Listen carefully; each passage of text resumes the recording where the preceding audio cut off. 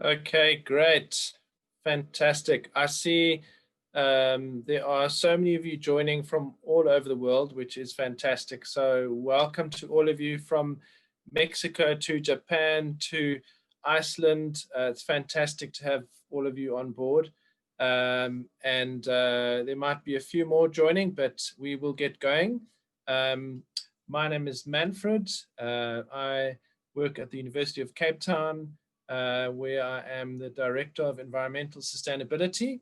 Fairly new post that I started in about 1.5 years ago, but really be thrilled to be in that role, and it's really great to be part of this project, which is really an exciting project led by the team at Yale, but working together with a number of universities, which is a fantastic initiative.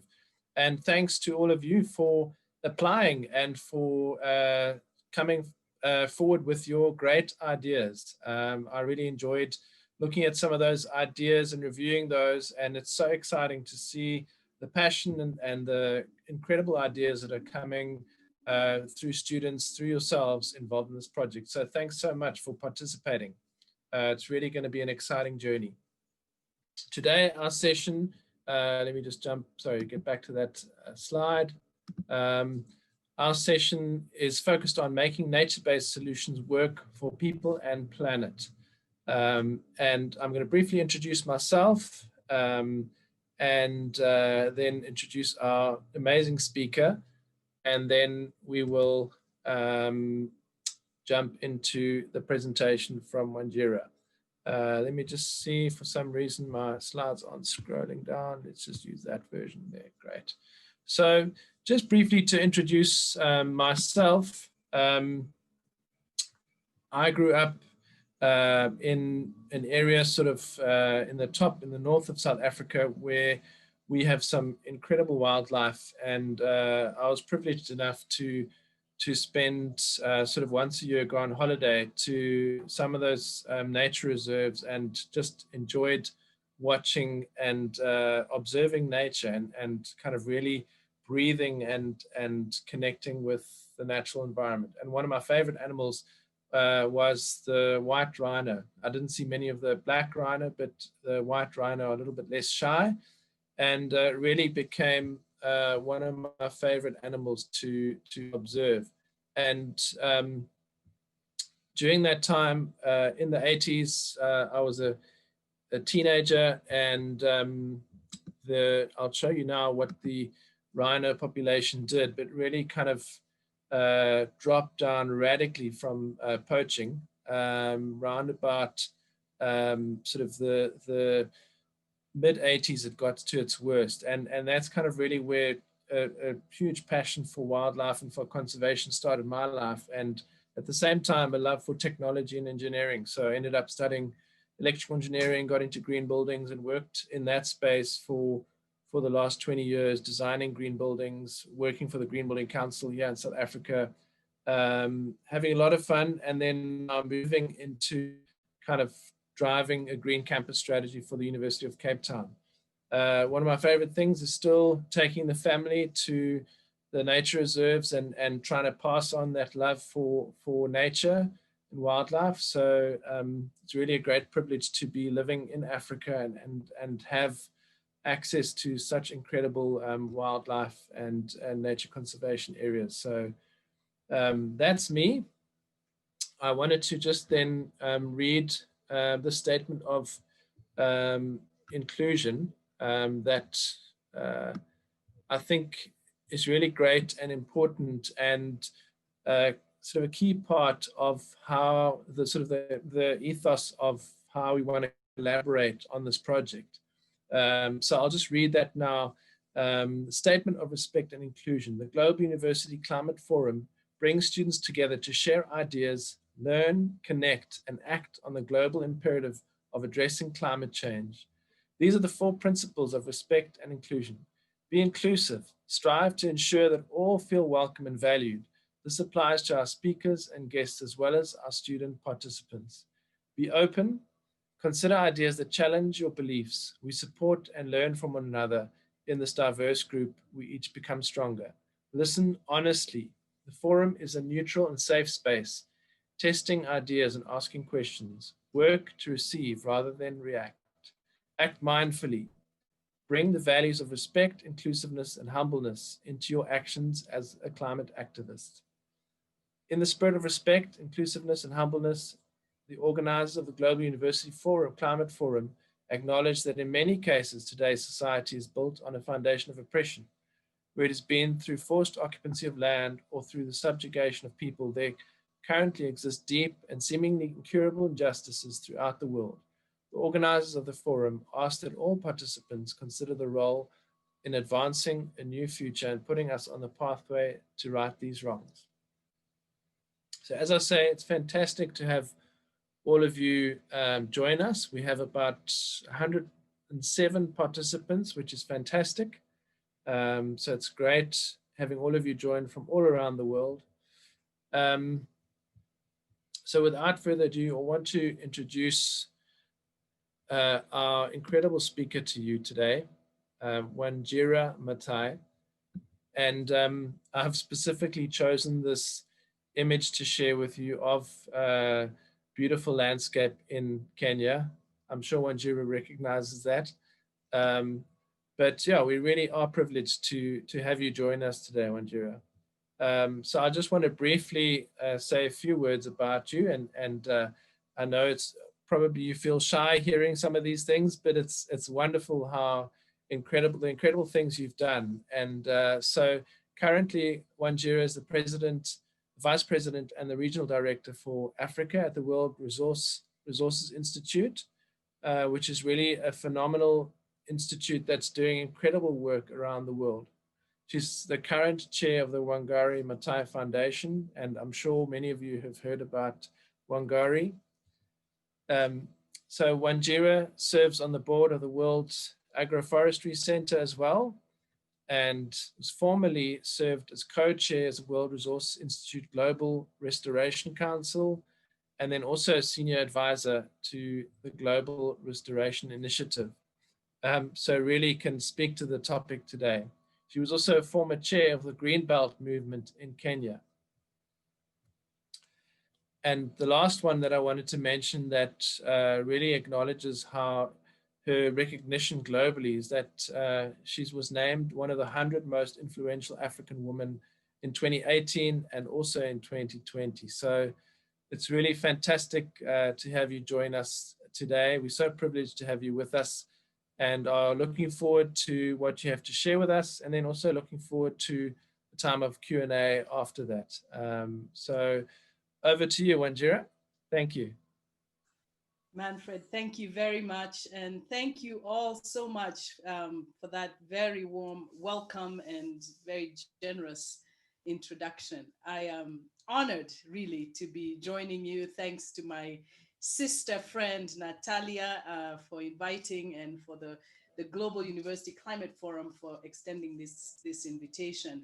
I also know that it was a choice for those of you who have joined us. So thank you for choosing to join us today and for your interest in this topic. I really think nothing is more important today. Nature-based solutions is probably the most relevant topic that humanity is discussing, especially around the reality of building resilience and building future resilience to shocks like we've seen with COVID. Because safeguarding, we now know, our biodiversity and safeguarding nature is a really important mission for all of us. And it is also reminds us about just how global this family is, because something that started in one part of the world has all of us in a spin at the moment. This is, after all, nature is, after all, our life support system. And this is been made abundantly clear.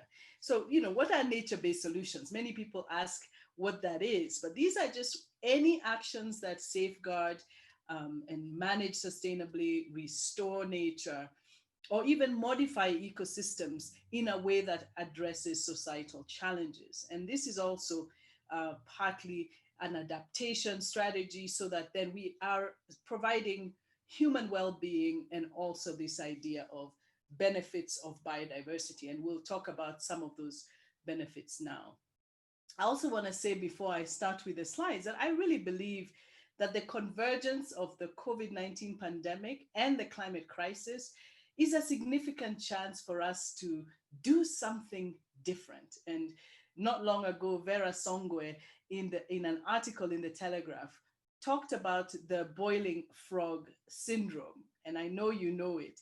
Here we are sitting in the hot pot, boiling, and we are not likely to take any action because, after all, we are in it, and the boiling frog just adapts to the temperatures around it until it's too late. That we must avoid, and that we can avoid if we take action now. So, and then also that this year is a pretty important year as far as biodiversity is concerned. It is, after all, a year when so many important actions converge. It is the climate action, a critical year. By 2030, in 10 years, it's the decade of climate action, when we have to have made pretty significant advances in reducing emissions to avoid catastrophic temperature rises. This is also when Agenda 2030 comes to an end. So for so many of us, the Sustainable Development Goals 2030, when that was announced, we thought, oh my goodness, it's so far away. Oh no, it's not. It's just a decade away. This is also, most importantly and relevant to this topic, the UN Decade for Ecosystem Restoration, a global effort aimed at restoring this planet for all life. And all of this was even organized before COVID, and this is now even abundantly important now. But I want to even specially mention some important milestones, some important goalposts that are relevant to Africa, which is my continent and what will be the subject of our discussion, and I hope also your questions.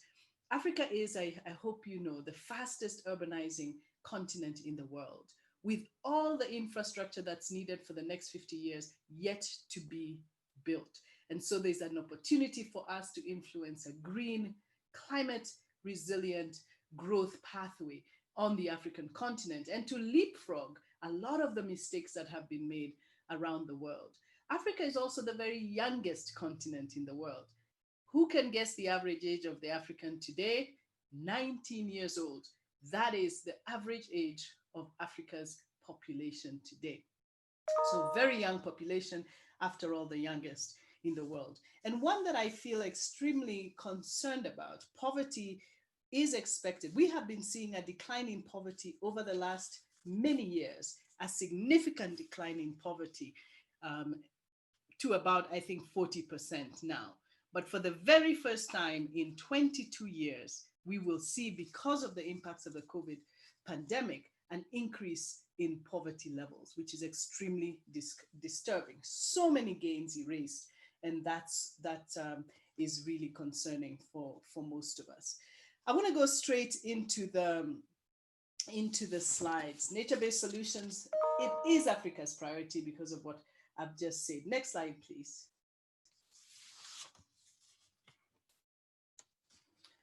I want to start just by touching a little bit on the work that we do and why this is, for me as the Vice President and Regional Director for Africa at the World Resources Institute, an important agenda. We have a three-pillar strategy that is anchored on the vision that we want to catalyze inclusive transformation so that Africa's people and landscapes flourish. And underlying that is what I've just said, that nature is at the heart of what we do to make this happen.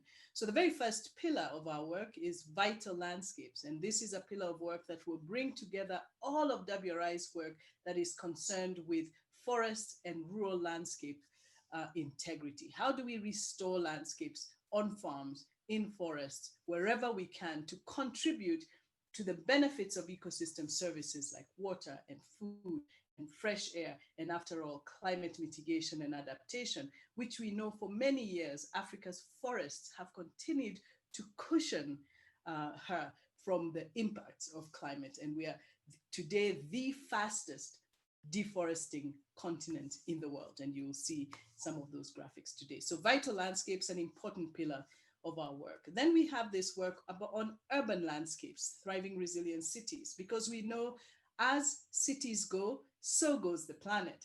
And so we need to look at how our cities are urbanizing. And as I mentioned, for Africa, a very important point for us to intervene because our cities are very young and a lot of fast growth going on at the moment. And then the third pillar is the institutional economic transformation pillar, which of course is a cross-cutting pillar for this work. This is where we know that none of this work would be possible if we don't understand how the political economy functions, that we need to influence and leverage and work with the champions within government to get traction and to get movement in any of these areas. And so the political economy is a critical piece, and champions and understanding the levers that we need to enable for transformation to happen. And this work will be going on across national, subnational, and regional levels. So just to anchor what I'm going to be talking about is very much a part of the work we have to deliver on the African continent in the next 5 to 10 years. Next slide, please. I'll skip this one, go to the next one. This is an important slide that I wanted to show because in many ways it shows what sorts of nature-based solutions there are and the opportunities for intervention, where you can intervene across a forested landscapes. You have intact forests most of the time. And then as you move outside those forests, from the interior of the forest out, you get into this area where there's fragmentation. In most forests, this is where a lot of degradation is happening, and suddenly a lot of harvesting and unsustainable harvesting, artisanal logging could be going on. And as you move further out, you get into this area of degraded forest, extremely distressed area that in many cases cannot necessarily regenerate that easily. So degraded is it. And then you have areas that have largely been converted into agricultural land, previously forested, and that's what we call forested land. And that continuum is really important to understand as we look at the different interventions. And as you look at intact forests, the opportunities are largely around safeguarding these forests from fragmentation, but also from degradation. And then much even more importantly, from the deforestation that's going on. And then, of course, there's a really important piece of work around restoring and maintaining and safeguarding intact forests. And this is a question of significant debate around the world. What do we safeguard? What do we protect? What do we use sustainably? And in many countries around the world, I like to use Sweden, that there are a lot of people who say, wow, Sweden has 60% forest, and that is a significant amount of forest, but only 10% of that forest cover, if I'm right, is protected forest. The rest of Sweden's forest is actually sustainably managed and used. And that's an important distinction because protected land is exactly there for that reason. It's a conservation area, and often people mistake these two. There's an area for conservation, but if we sustainably manage and use our forests, we can actually maintain forest cover that is significant, while at the same time managing to do some of our development activities around forests and forest products. And then, of course, you have areas that are in desperate need of restoration. And that's why we have those three levels: safeguarding, maintaining, and restoring, because we have to continue to bring back, and I will show you a slide which demonstrates just the restoration potential. There is a particular level of potential that we need to get to for us to find balance on the planet. And we are far from it, and we have a lot of work to do. And that's why it's so important that we safeguard the forests that we have, especially because to create intact forests takes generations. It's not a very quick planted thing. The biodiversity within takes many, many years. And so primary importance is to safeguard. But the restoration agenda, critically important around the world today. Next slide, please. This is also one of my favorite slides, and I hope that all of you will print it and hang it somewhere, because it really, in many ways, captures nature-based solutions at a glance. Because you look at all different possible landscapes. And this slide gives you some of the solutions, some of the nature-based solutions that we can implement. Protecting, if you look at the forest and lands and forest and watersheds, we can protect and restore these forests. And every single one of these interventions has economic benefits, because today we have got to make an economic case. And that's why nature-based solutions are so important.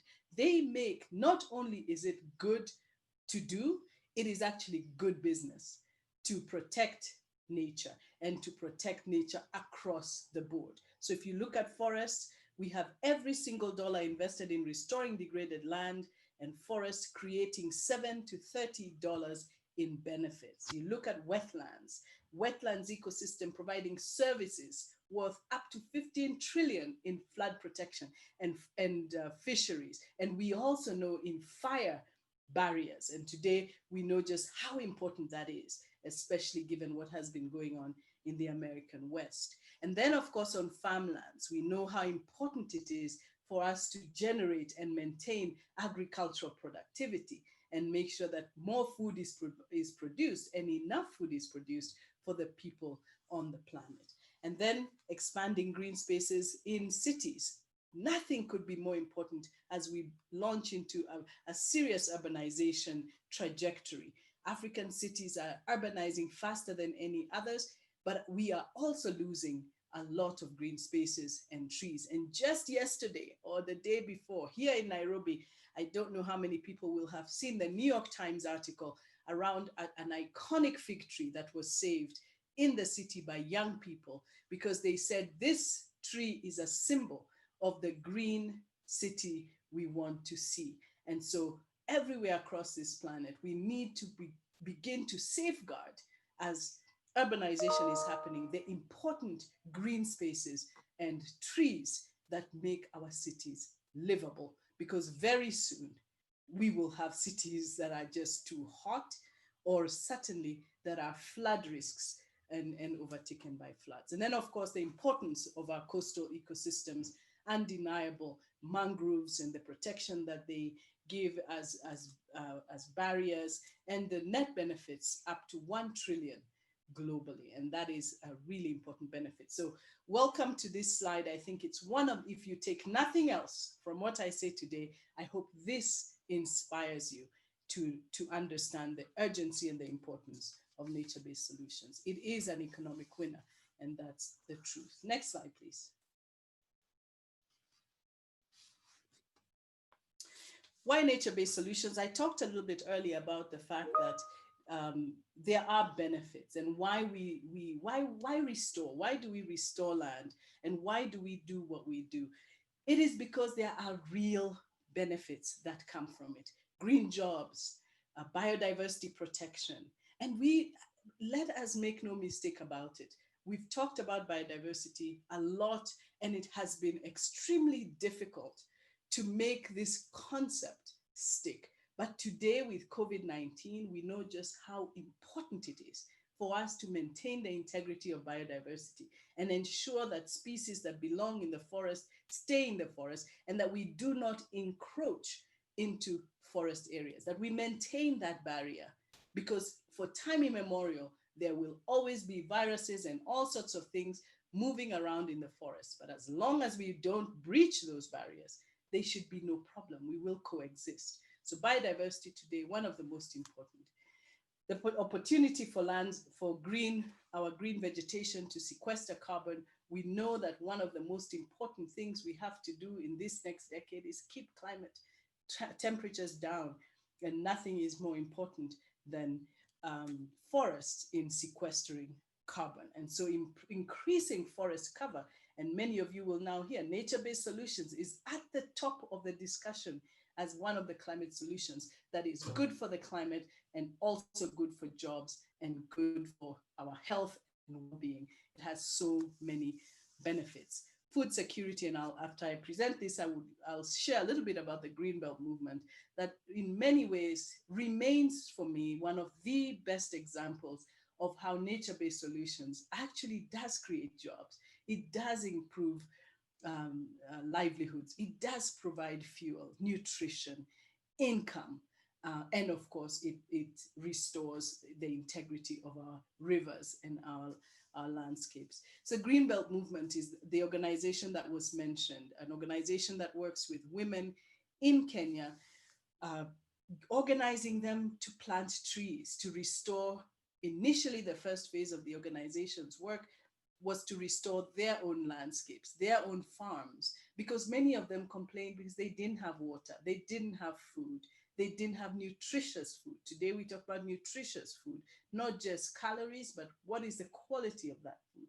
And they certainly didn't have firewood to process that food. And all of those were part of the momentum that started the movement. A simple tree planting movement.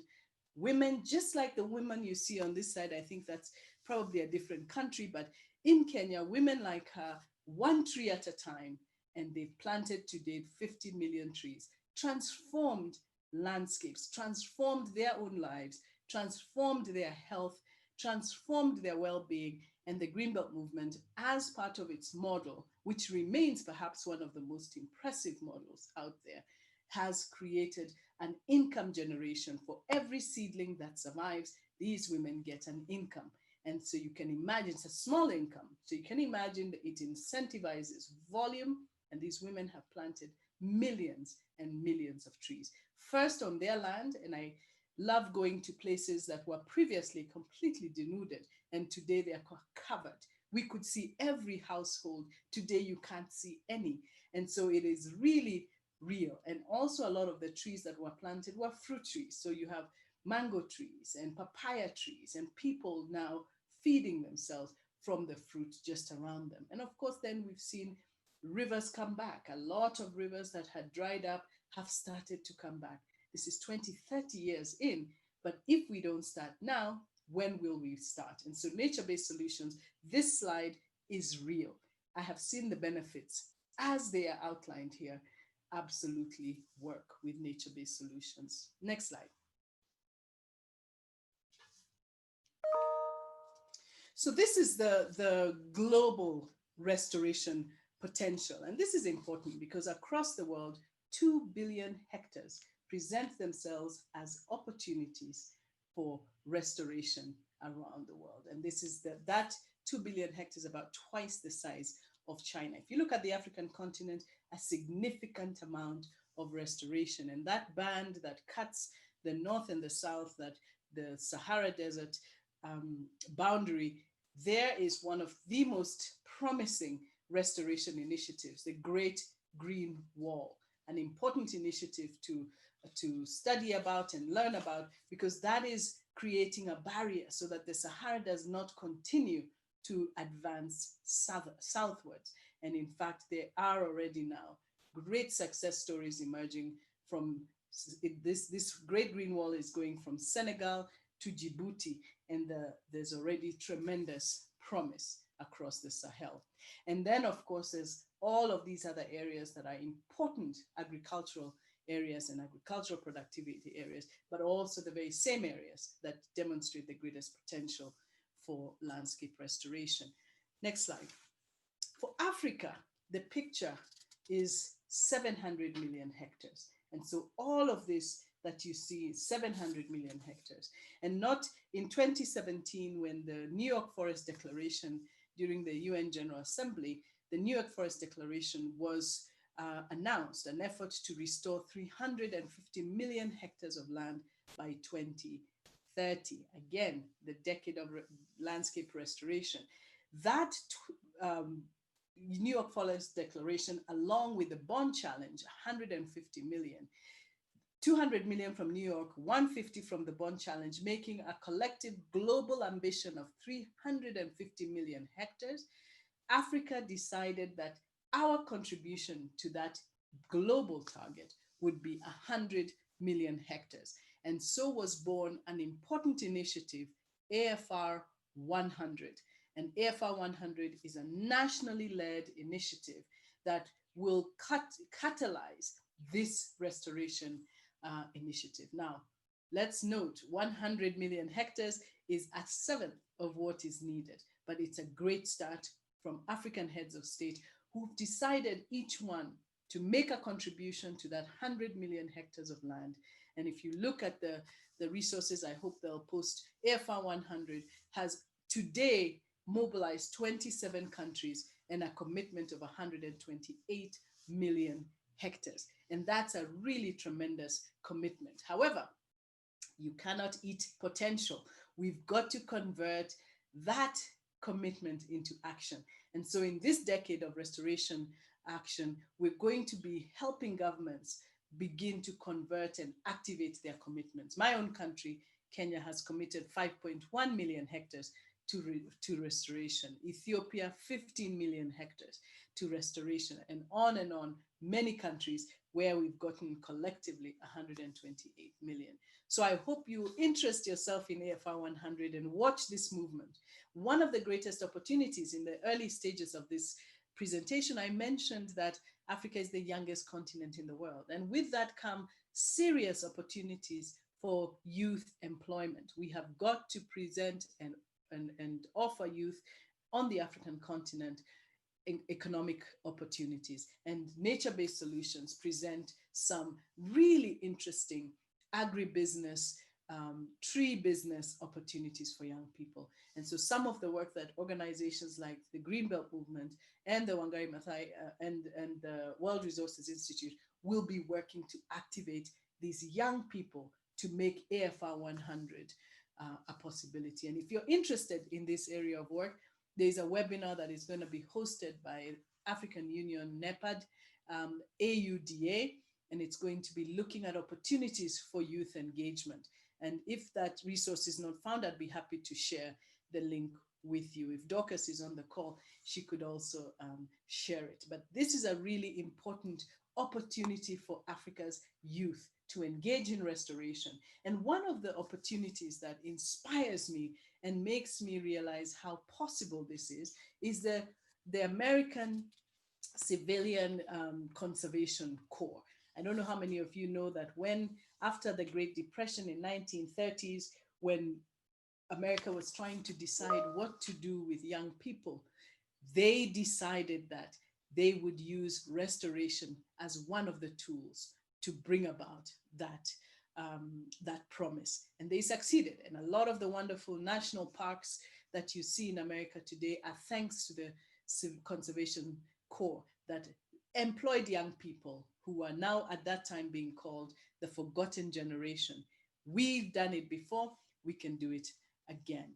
So I'll stop there and welcome your questions, but I hope that that gives you but a small flavor of the opportunities around nature-based solutions. Thank you very much.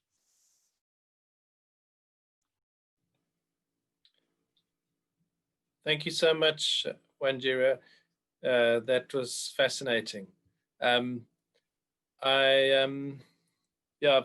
feel very privileged to be living in Africa and to kind of have had the privilege of connect often and regularly with nature and some incredible species, and I'm sure you've had the same privilege. But it's a reality for many growing up in cities that are concrete jungles and just are very disconnected from nature. And I wanted to maybe just start with one question, and then we'll move to the questions from I'll have a look at the questions lined up. But one of the things that I just wanted to kind of hear your thoughts on, what are your ideas around how do we connect people that are growing up in these cities that are just kind of a lot of hard surface and very disconnected from nature? How do we, what can we do to kind of get those people more connected with nature? Thanks. Take them to nature. Nothing is more important than spending some time in nature to be absolutely consumed and transformed by it. It's as simple as that. I don't think you can love what you don't know. And I think you need to get people out into nature. I have to say that in this COVID era, one of the things that has been the saving grace for people's mental health is spending time in nature. We now know that research suggests that spending time in nature has health benefits. And so I would say I would start there. And then while we are in the forest or in the landscapes, in the grasslands, I would be talking about how beautiful and how important this is, and just how connected everything is. Absolutely. Fantastic. So I'm going to go to some of the questions from all of you. Thank you. And please do keep posting your questions and liking those that you're interested in hearing the answer to. I'll kind of tend to go to those that are sort of uppermost just to kind of prioritize the question. So I'm going to start with the first one right at the top. And read that. I'm glad to see you highlighting restoration and protection of forests. Sorry, this is from Sukmani Mantel. Mangroves and wetlands. But what about savanna areas that Africa hosts, which are highly biodiverse also? Do you think it's important to highlight that we don't convert degraded grasslands to forests? And maybe you can just talk a little bit about that aspect. Thanks. Yeah. Thank you for that question. Really important. Actually, grasslands, and especially the savanna grasslands or the rangelands, as for many people will call them, present the greatest opportunities for restoration. Notice this is not forest restoration only, it's landscape restoration. Absolutely, grasslands are part of that, and especially the management of grazing, because part of the degradation is driven by overgrazing. And so a lot of the interventions, especially in many of the conservancies, you'll see the conservancy model has optimized the opportunity for people to benefit, people who own land, landowners to benefit. The most important thing for landowners is grazing land for their animals. Therein lies their wealth. And so the management of grazing on grasslands is the greatest opportunity. And a lot of that is actually happening. And when it does happen, the savanna is able to restore itself, the grazing can happen, and the biodiversity within, the wildlife that you showed, Manfred, a lot of that in the savannas across this continent will survive. And so really important is the management of those grasslands and rangelands. Absolutely. Wonderful. Thank you, Wanjira. I'm going to go to Leah's question then. What would you say can all of us from across the world do to help you and the Wangari Maathai Foundation in protecting the forests in Africa and halting the deforestation rate? Well, you can support the Greenbelt movement if you're interested and far away. But I think the biggest opportunity is for us to teach the next generation, to inspire the next generation, to include in our curriculum um, the, the importance of engaging with nature. Because the truth of the matter is, the people who, I always remember thinking, the people who make decisions about what shall be protected legally, and if without legal protection, a lot of these green spaces are threatened. They cannot be protected by the goodwill of one good politician, because as soon as that one is gone, the next one comes. So we need to make sure that the next generation is inspired and protective. And this is happening through the Wangari Maathai Foundation's work, which is working with young people to inspire them to, to, um, to love nature. Because once we inspire them to love nature, and I meant it, we take them into the forest. For many of them, the very first time they've been, many haven't seen animals. So if you take them to the savannah, when they are the ministers of health, you can rest assured it will not be mismanaged. But when they've never seen it and all it's about is timber potential, or it's just real estate, then of course you stand to lose it. So I think those are some of the opportunities. But join the movement, always looking for volunteers, always looking for brilliant minds like you. So welcome. Send us a note, wangarimathai.org. Thank you, Wanjira. So just on a side note on the foundation, how's the foundation generally funded? Well, the foundation, we raise money. The foundation is generally a young organization, and the foundation is just one of three legacy organizations to Wangari Maathai. The Greenbelt movement, which many people, when they talk about trees, I immediately know they're talking about the Greenbelt movement that has been there for 40 years now, actually almost 50. That organization has historically raised money to get the work done. And And a lot of people are just moved and compelled by the model. There are many people planting trees, and actually, there are probably more efficient ways to plant trees by commercially. Just get a machine and get it done. What's important about what the Greenbelt movement is doing is that it touches on the livelihoods of people. So you're restoring landscapes while you also benefit people. So it's good for people, it's good for the planet, and it's good for the income and profit. And that's also why ecotourism and sustainable tourism is so important, because we get the triple benefits that we have to get if we're going to transform lives. Otherwise, we would fence the national park and say, everybody stay out except the tourists. Well, then they wouldn't survive, because the local communities would not safeguard those spaces. And you need local support to do that. So it's all from the goodwill of people around the world. Wonderful. I'm going to go to the next question. That's from Hubert. He says 55% of global wood is used as fuel per year, and much of it is cut illegally in Africa's bush and tropical forests, like in Nigeria and the DRC Congo. How can legislation be improved to respond to this problem? And maybe you can talk more generally around legislation as well, and the role of legislation. Really important question, and a discussion that is dominating the African continent around charcoal, firewood, fuel wood. What's happening to this fuel? One of the biggest tragedies of the charcoal and firewood discussion, or biomass energy discussion, is that it is not, a lot of people assume it's disorganized. No, it's a very organized market, the biomass energy market. It's just not legitimized. A lot of people just don't understand. It's murky. It's unfair, because you have a situation where the producers of biomass fuels are benefiting very little, while it is in fact, for many cases, it's an illegal product to produce charcoal, but it's not illegal to sell it. So this is one of the only commodities I know that's illegal to produce and not legal to sell. But that's because of how it's done. It's the extraction of illegally extracting fuel from, or rather material, wood from forests, to then produce charcoal that is then making its way through a very cryptic and corrupt transportation value chain system out to the market. What we must do is legitimize that market, because there are opportunities to create farms of biomass fuel. It will take a while, but it does need to be done, because at the moment, as long as we continue to say that charcoal and firewood are on their way out, we will delegitimize the market. But here's the reality.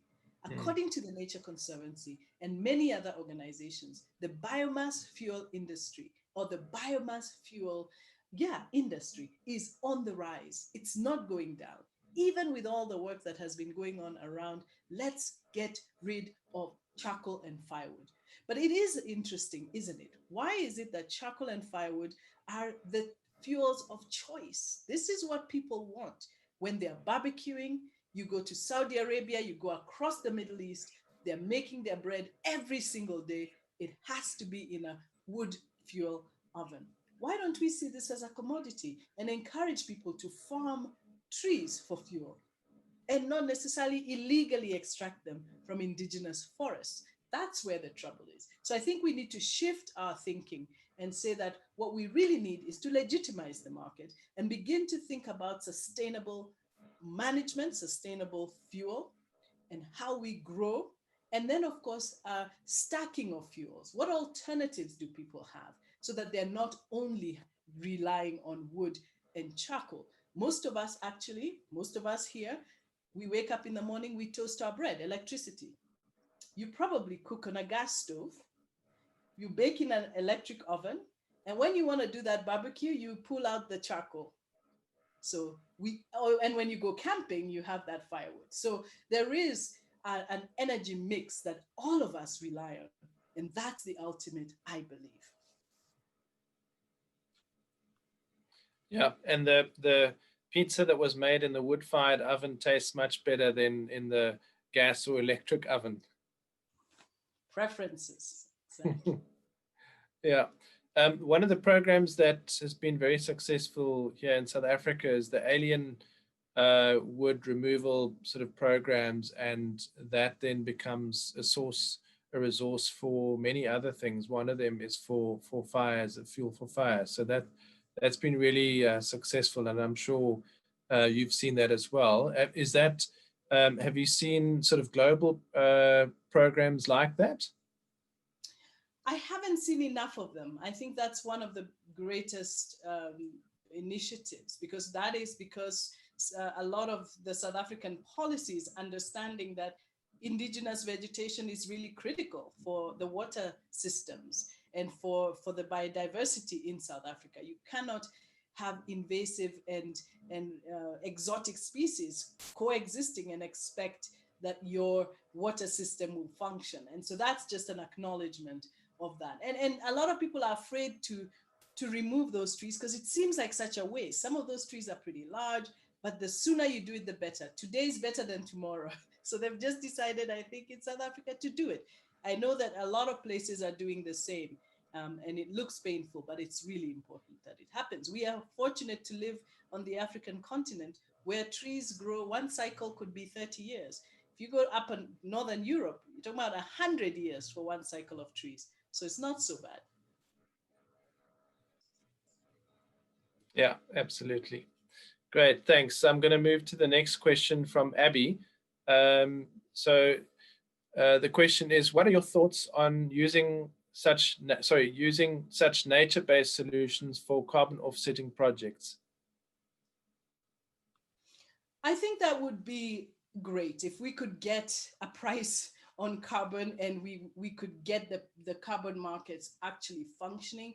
That would be great. The biggest challenge, of course, and in fact, the carbon market works for non-nature based systems, because nature-based systems, one, take time. It takes a long time for us to get a forest that's actually sequestering enough carbon for you to get a benefit. So once you start this project, you have to wait 10 to 20 years to get the benefits. And often you have to put in the startup capital. You have to put in the money to plant. So you are paid. Carbon pays on delivery, right? I come to the market to buy potatoes. You give me potatoes, I pay. So you deliver the carbon and the carbon market will pay you. Well, for nature-based solutions, to deliver the carbon is so many years in. It's not as attractive as an efficient cook stove, for example, that you show a very immediate reduction in emissions from using a better stove. So it has had its challenges. You also have issues of fire. Sometimes an area that is designated for a carbon project, the planting is done, 10 years in, a fire happens. Well, you're not going to be able to deliver the carbon from that patch of land. And so that's a challenge for nature-based solutions. But it definitely can be done, and it is being done.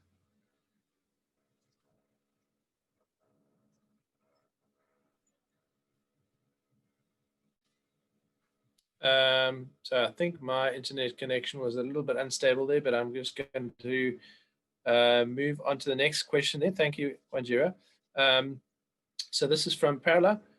What do you think about the creation use of biodegradable plastic made out of plants? I think a better solution could be the end of any type of one-use plastic, not just to replace it with other type of plastic that would not be degradable in all types of land. So yeah, your thoughts on biodegradable plastic sort of made of plant sort of contents? Well, I think anything that allows for us to reduce the amount of plastic waste is welcome in my book.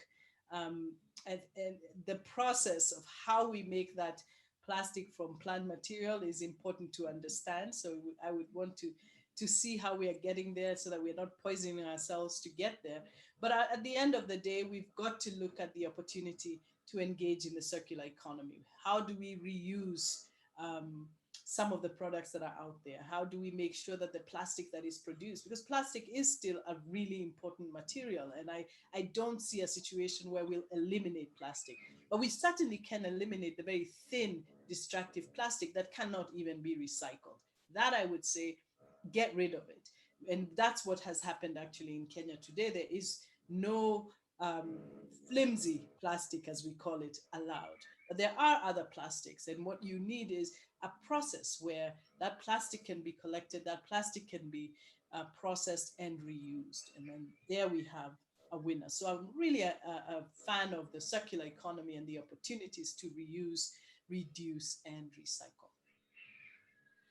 Absolutely. I've been quite interested in this subject, just even with the amount of waste that gets generated on campus. And we've had some of our food vendors introduce what on the label says biodegradable and is quite official and compostable and so on, a couple of different products. And I've tested these in my own sort of home composting facility. And it's been interesting to see how long they actually take to compost. I think some of them I'm still waiting after 120 days for this product to actually break down. Some of the forks that I also got said they were compostable, and I phoned one of the composting companies who are doing industrial composting, and they say they actually can't compost them because their industrial process, they have to, after they've got quite a tight program, and so they literally actually rake the forks out and they end up on landfill anyway because their process, literally after 30 days it has to move on to the next batch and so on. So it's quite interesting that I think there's a lot of products that are getting into the market that are still ending up on landfill, but there's just a customer that feels better. But you actually have to understand the entire supply chain to really know, is this product actually getting to where it should? And as you say, it's that circular economy, really understanding where does this product actually end up? Where kind of the product, the contents that it's made up, and where does it actually end up? So very interesting to kind of see some of that emerge, and maybe the outcomes, not the outcomes that you want necessarily. I'm going to move to the next question then from Larissa. This would be quite interesting, I think very relevant also for many students who are thinking about research topics. Have you got any suggestions or ideas around particular research gaps in this area?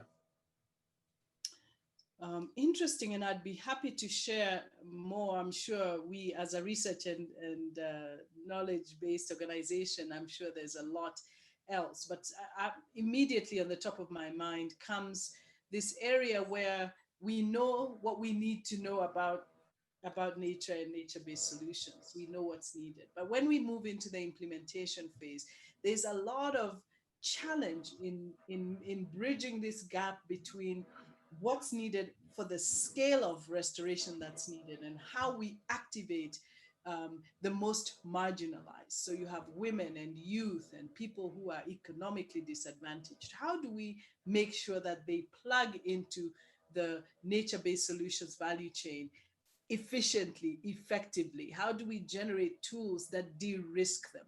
The risk of a generation of young people who people will continue to say, well, you're too risky. Where are the opportunities for us to de-risk a generation like that? Women who often don't have collateral. We need innovation around how to engage that cohort in restoration businesses so that they can benefit economically from engaging in restoration. So that's one area, and a whole number of questions can be teased out of that. But we call it the gap. How do you bridge that gap between the opportunities that exist and the people who need them most? Because that they are too risky and people will just not invest in them. But I often say to financiers and investors, we have to. So how do we then think about solutions, about how we are going to do it, rather than the fact that we can't?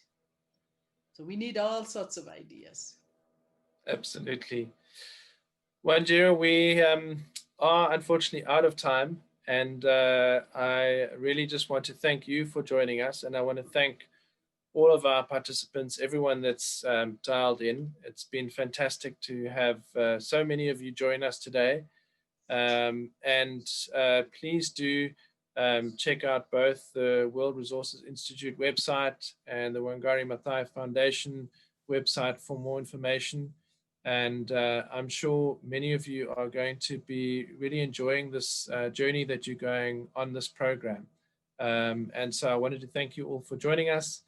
And yeah, hopefully we'll be hearing from you in all sorts of other ways in the future. And Wanjira, to you as well, thank you, and all the best for the rest of this year. I know it's coming to a very fast hurtling end, but yeah, may it be a fantastic 2020 still for you. Thank And you. to all of you in the audience as well. Thank you all very much. It was a Great. delightful time. Thanks for your questions. Thanks for the opportunity. I'll see you again, I hope. Thanks a lot. Great. Thank you and goodbye.